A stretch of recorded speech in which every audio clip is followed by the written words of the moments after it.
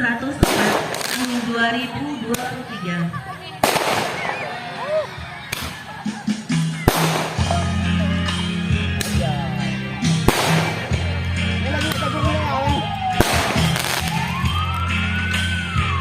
Pada suatu hari, tepatnya hari Rabu, tanggal 15 Maret tahun 2023, sekitar jam 12 waktu Indonesia Barat, kami dari pihak Damkar Utara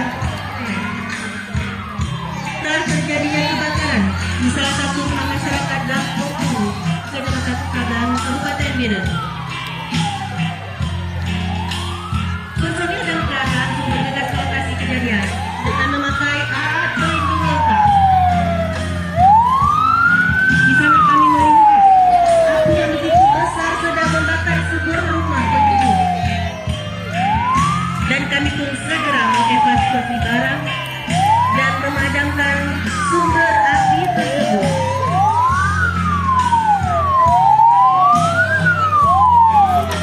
Terlihat terjadi ketakutan dan kepanikan warga di sekitar rumah penduduk. Sebahagian personil mencoba untuk menenangkan masyarakat agar tetap tenang dan mengarahkan mereka ke tempat yang lebih aman.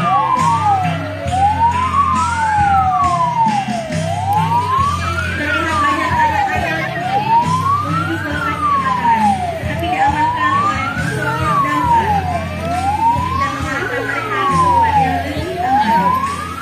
Jangan duduk kayak belum.